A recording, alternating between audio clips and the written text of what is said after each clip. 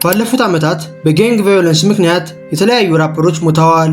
ቴክ ኦፍ፣ ጄዳያንገን፣ ፒኤንቢ ሮክ፣ ያንግ ዶልፍ፣ ኪንግ ቮን፣ ፓፕ ስሞክ፣ ኔፕሲ ሃስል እና ኤክስኤክስቴንታሲዮንን የመሳሰሉ ራፐሮች የራፕ ኢንዱስትሪው ዋጋ አስከፍሏቸዋል። ነገር ግን በብዙዎች ይሞታል ተብሎ ሲጠበቅ የነበረው ቴካሺ 69 እስካሁን በሕይወት ይገኛል። 69 በአሁኑ ሰዓት ሌክዠሪ የሆነን ሮል እየኖረ ሲሆን የሞቱ ራፐሮችን መሳደቡንም አላቆመም። በዚህ ቪዲዮም 69 ለምን እንዳልሞተና ራፐሮች ለምን እንደሚፈሩት እናያለን። 5000 ሰብስክራይበር እንድንገባ ሁላችሁም ሰብስክራይብ አድርጉ። ወደ ቪዲዮ። በ2020 አጋማሽ ላይ 69 ከእስር የተለቀቀ ሲሆን ለወራት ያክልም ከሚዲያ ጠፍቶ ነበር። ብዙ ሰዎችም ከዚህ በኋላ ሙዚቃ አይሰራም እያሉ እያወሩበት ነበር። ነገር ግን ጉባ የተሰኘውን ሙዚቃውን ለቆ ወደ ኢንዱስትሪው ይመለሳል። በዚህ ሙዚቃም ስኒች ማድረጉን እንደማያፍርበት የአይጥ ምስል አምጥቶ አሳይቷል። 69 እንደምታውቁት 93 ብለድ የተሰኘው ጋንግ ላይ ስኒች አድርጎ የገዛ ጓደኞቹን ያሳሰራቸው ሲሆን አንዳንድ ጓደኞቹም እስከ 2030 ድረስ ተፈርዶባቸዋል። ይህ ጉባ የተሰኘው የሙዚቃ ቪዲዮም በ24 ሰዓት ውስጥ በሚሊዮኖች በመታየቱ የዩቲዩብን ሪከርድ ሰብሯል። ሚክ ሚልም የ69 ሙዚቃ ትራሽ ነው ያለ ሲሆን አሁን ድረስም ጋንግስተር ነኝ እያለ በመዝፈኑ ቀልዶበታል። ሊል ቲጄ ደግሞ የኒውዮርክ ኪንግ እሱ መሆኑን ጠቅሶ 69ን አይጥነህ በማለት ሰድቦታል። በሂፕሆፕ ኢንዱስትሪው ስኒች መሆን ማለት በጣም አደገኛ ሲሆን ሙሉ ለሙሉም ከካልቸሩ ካንስል ያስደርጋል። ነገር ግን ሙሉ የ69 አድናቂዎች እሱን የደገፉት ሲሆን እንኳን ስኒች አደረገ እያሉም ነበር። የ69 የድሮ ጋንጎች ወይንም 93 ብለዶች በጣም አደገኛ ወንጀሎችን ተደራጅተው የሚፈጽሙ ሲሆን መጨረሻ ላይም 69 እየራቃቸው ሲመጣ ይደበድቡትና ያለውን ጌጣጌጥና ገንዘብ ይዘርፉታል። በዚህ የተናደደው 69ም ሙሉ የጋንግ አባላቶቹ ላይ ስኒች አድርጎ አሳስሯቸዋል። አብዛኞቹ ሰዎችም ለ69 ደግፈው የተከራከሩለት ሲሆን ራፐሮችና የጋንግ አባላቶች ግን 69ን አይጥ እያሉ ሲሰድቡት ነበር። 69ም ስኒች ማድረጉን ያመነ ሲሆን ብቻውን አይጥ መባልን ግን አልፈለገም። በዚህም ስኒች ያደረጉ ራፐሮችን ስም ዝርዝር ኢንስታግራም ላይቭ ላይ ተናግሯል። የመጀመሪያው የጠቀሰው ራፐርም ሚክ ሚልን ነው። በ2019 ሚክ ሚል ዲዛይር ፔሬዝ የተሰኘችን ሴት የህግ ችግሩን ስለፈታችለት አመስግኗት ነበር። 69ም ዲዛይር የተሰኘችው ሴት በዘጠናዎቹ የህግ አካል እንደሆነች ያጣራ ሲሆን ሚክ ሚልንም ከህግ አካል ጋር ትሰራለህ ብሎ ሰድቦታል።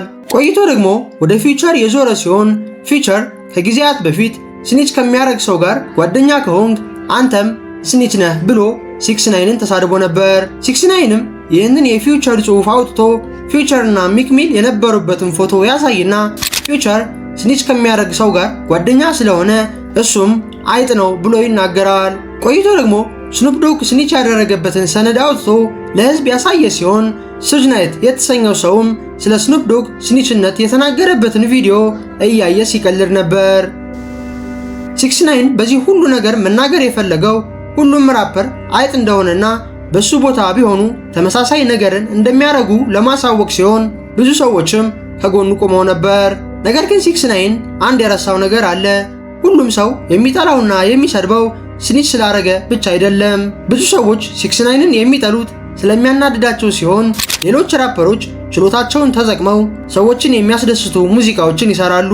69 ግን ሙሉ በሚሰራቸው ዘፈኖቹ ራሱን ከሌሎች ጋር የሚያወዳድር ሲሆን ይህም ብዙ ሰዎችን ያናድዳል። ከቆይታ በኋላም 69 አቴንሽን ማግኘቱን ሲረዳ ትሮድስ የተሰኘውን ሙዚቃ ይለቃል። ይህ ሙዚቃም በ24 ሰዓት ውስጥ 30 ሚሊዮን እይታ ዩቲዩብ ላይ ያስገኘ ሲሆን ቢልቦርድ ላይ ደግሞ አንደኛ ተቀምጧል።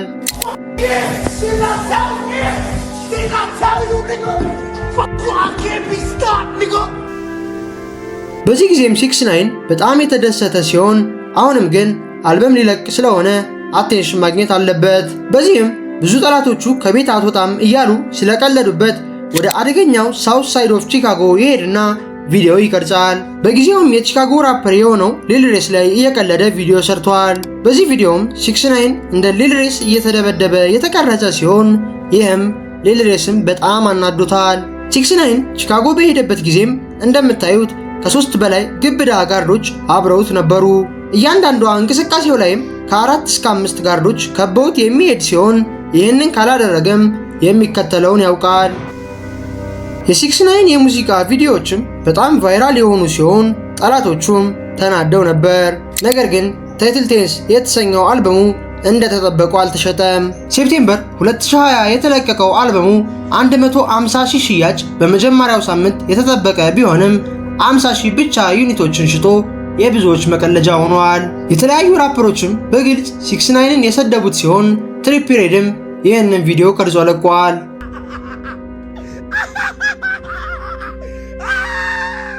ነገር ግን ትሪፕ ሬድ ከጊዜያት በኋላ አልበም የለቀቀ ሲሆን ከ22 በላይ ታዋቂ አርቲስቶች ጋር ኮላብ ያደረገበት አልበሙም 50,000 ብቻ ዩኒቶችን ነበር የሸጠው። 6ix9ም አልበሙ አሪፍ ባለመሸጡ ራሱን ከመውቀስ ይልቅ ኢንዱስትሪው ላይ ያሉትን ሰዎች የተሳደበ ሲሆን ምንም አይነት ድጋፍም ከኢንዱስትሪው እያገኘው አይደለም ብሎ ተናግሯል። ለረጅም ጊዜ ከጠፋ በኋላም በ2021 ከሚክ ሚል ጋር ተጣልቶ ስሙ ይነሳል። ሚያሚ በሚገኝ ክለብ ውስጥም ከሚክ ሚል ጋር የተጣላበት ቪዲዮ ብዙዎችን ያነጋገረ ነበር።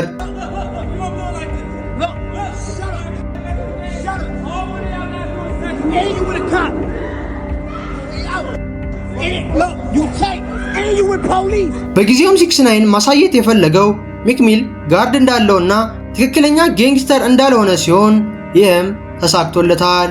ሚክ ሚል ለዚህ ሁኔታ ምላሽ ሲሰጥ ትዊተር ላይ 6ix9ን ደብድበነዋል ብሎ የጻፈ ሲሆን በቪዲዮ ግን ማንም ሰው አልተመታም። ከቆይታ በኋላም 6ix9ን ኪንግ ቮንን መሳደብ ይጀምራል። ጭራሽ ይባስ ብሎ ለኪንግ ቮን እህት ኢንስታግራም ላይ የኪንግ ቮንን የሞተ አካል ይልክላታል።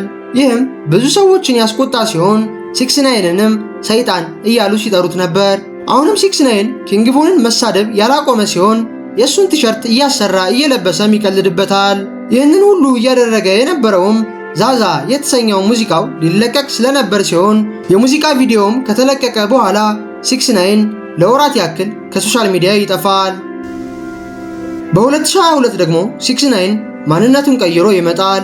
ስቲቭ የተሰኘ ዩቲዩበር ጋርም ቭሎግ የጀመረ ሲሆን ሁሌም አብሮ ነበር የሚውሉት። ቭሎጎቹ ላይም 6ix9ን በጣም ጨዋና ሰዎችን የሚረዳ የነበረ ሲሆን በቪዲዮ እየቀረጸም ለተቸገሩ ሰዎች ገንዘብ ይሰጥ ነበር። ይህንን ሲያደርግም ብዙዎች ተመልካቾች እየወደዱት መጡ። እሱም የሚፈልገው ይህንን ነበር። 6ix9ን ራፕ ማድረግን ትቶ ኮንቴንት ክሪኤሽንን ዋናው ስራው ሊያደርግ የመሰላቸው ብዙ ሰዎች ቢኖሩም እውነታው ግን ያልነበረም። ስቲቭንም ለጥቅም ብቻ ሲሆን የፈለገው እንዴት እንደተጠቀመበትም ልንገራችሁ። 6ix9ን ስቲቭን ፐርኪዮ የተሰኘ ግለሰብ ጋር ኮላብ እናድርግ ብሎ ይጠይቀዋል። ስቲቭን ይስማማና ፐርኪዮ ጋር ቪዲዮ ይሰራሉ። ፐርኪዮ ማለት ከሊል ደርክ ጋር በጣም የሚመሳሰል ሰው ሲሆን ሊል ደርክም የተለያዩ ኮንሰርቶቹ ላይ ይዞት ይሄዳል። ፐርኪዮ መጥቶ ቪዲዮ በሚሰሩ ጊዜም 6ix9ን ፐርኪዮን ያስጨነቀው ሲሆን ኪንግ ቮን ያለበትን ጃኬትም ፐርኪዮን ያስለብሰውና በኪንግ ቮን ይቀልድበታል። በተመሳሳይ 6ix9ን ይህንን እያደረገ የነበረው ጂኒ የተሰኘ ሙዚቃ ሊለቅ ስለነበር አቴንሽን ለማግኘት ነው። ስቲቭ የተሰኘው ዩቲዩበርም የተለያዩ ፖድካስቶች ላይ እየቀረበ የኪንግ ቮን አድናቂዎችን ይቅርታ የጠየቀ ሲሆን ለፐርኪዮም ካሳ በሚል $20,000 ሰጥቶታል። በዚህ መሃልም 6ix9ን የፈለገውን ያገኘ ሲሆን የለቀቀው ሙዚቃም ቫይራል ወጥቶለታል። 6ix9ን የሚፈልገው ክስተትም በቅርብ ወራት ውስጥ የተፈጠረ ሲሆን YSL የተሰኘው በያንግ ተግ የሚመራው ጌንግ በሪኮ ኬዝ ይከሰሳል። ይህም 6ix9ን እና ናይንትሬዎች እንደተከሰሱት ተመሳሳይ ክስ ነበር። YSLዎችም ከስርቆት ጀምሮ እስከ ግድያ ወንጀል ድረስ የሰሩ ሲሆን 26 የሚሆኑ አባላቱም በተለያዩ ዘርፎች ተከሰዋል። ከነዚህ አባላት ውስጥ አንዱም ጋና ነበር። ወዲያው ግን ጋና ፕሊዲል በመውሰድ ራሱን ነፃ ያወጣ ሲሆን ፍርድ ቤት ውስጥም ይህንን ብለዋል። YSL is a music label and a gang, and you have personal knowledge that members or associates of YSL have committed crimes in furtherance of the gang. Yes, ma'am. ወዲያውም ይህ ቪዲዮ እንደወጣ 6ix9ን ሶሻል ሚዲያ ላይ ይመጣና ጋና አይጥ ነው እያለ መናገር ይጀምራል። ነገር ግን ማንም ራፐር ጋናን ለመሳደብ አልሞከረም። 6ix9ን በዚህ የተናደደ ሲሆን እሱ ስኒሽ ሲያደርግ ሁሉም ሰው ስለጠላው ጋናንም እንዲጠላ ፈልጓል። ነገር ግን የጋና ሙዚቃዎች በብዙዎች ስለሚወደዱ ማንም ጋናን አልተሳደበም። 6ix9ን ለብዙ የራፕ አድናቂዎች ራፐሮች ትክክለኛ ጌንግስተር አለመሆናቸውን ያሳወቀ ቢሆንም የተከበሩ ራፐሮችን ለማስጠላት የሄደበት መንገድ ግን ከሽፎበታል። 6ix9ን ለምን እንደማይሞትና ለምን ሞትን እንደማይፈራ ከመናገሬ በፊት 5000 ሰብስክራይበር እንድንገባ ሁላችሁም ሰብስክራይብ አድርጉ፣ እንዲሁም ቪዲዮውን ላይክ አድርጉት። የምታስታውሱ ከሆነ ሊል ቲጄ ተተኩሶበት የሞት አፋፍ ላይ እያለ 6ix9ine እየሳቀ ቪዲዮ ሰርቷል። ፒኤንቢ ሮክ ሲሞትም በድጋሚ እየተሳለቀ ላይቭ ገብቷል። ሌሎች የተለያዩ ራፐሮች ሲሞቱም 6ix9ine የሚቀልድባቸው ሲሆን እሱ ላይ እንደማይፈጠርም 100% እርግጠኛ ነው። ምክንያቱም 6ix9ine የተለያዩ ፌዴራሎች ጋር ኮኔክሽን ያለው በመሆኑ አብዛኛውን ጊዜ ጋርዶቹ የመንግስት አካል ናቸው። ይህም ማለት 6ix9ine ገላችሁ ማምለጥ አትችሉም። ይህ ግን 6ix9ine እስከዛሬ ያልሞተበት ዋነኛ ምክንያት አይደለም። ዋነኛ ምክንያቱንም 21 ሳቬጅ ፖድካስት ላይ ቀርቦ የተናገረ ሲሆን እንደ 6ix9ine አይነት ህፃን ራፐር ጋር መጣላት አልፈልግም ብሎም ተናግሯል። That's just like saying any nigga you call a bitch, you gotta kill him. If you see a fan on the internet comment shit and you say, man, shut your little weird ass up. Oh, when I see you, I gotta do something to you. That ain't how that goes. ይህንን ሐሳብ ቀለል አድርጌ ላስረዳችሁ። አንድ ህፃን መጥቶ ቢመታችሁ ወይንም ቢሰድባችሁ ንቃችሁት እንጂ የምታልፉት እሱ ጋር መላፋት የለባችሁም። ምክንያቱም የፈለገ ቢመታችሁ ህፃን ነውና ጉዳት ሊያደርስባችሁ አይችልም። ነገር ግን ትልቅ ሰው ወይንም የእድሜ ኩያችሁ መጥቶ ቢሰድባችሁ ወዲያው እርምጃ ካልወሰዳችሁበት ነገ ጉዳት ሊያደርስባችሁ ይችላል። ራፐሮችም 6ix9ine እንደ ህፃን ልጅ የሚያዩት ሲሆን የፈለገ ቢሰድባቸውና በሞቱ ጓደኞቻቸው ቢቀልድባቸው በአካል መጥቶ ጉዳት እንደማያደርስ ስለሚያውቁት ሊጎዱት አይፈልጉም። እንዲያውም ሶሻል ሚዲያ ላይ ስማቸው እንዳይረሳና ትሬንዲንግ ሆኖ እንዲቆይ ይረዳቸዋል። 6ix9ine ይህንን ስለሚያውቅ ሁሉንም ራፐሮች ያለምንም ፍርሃት ይሳደባል።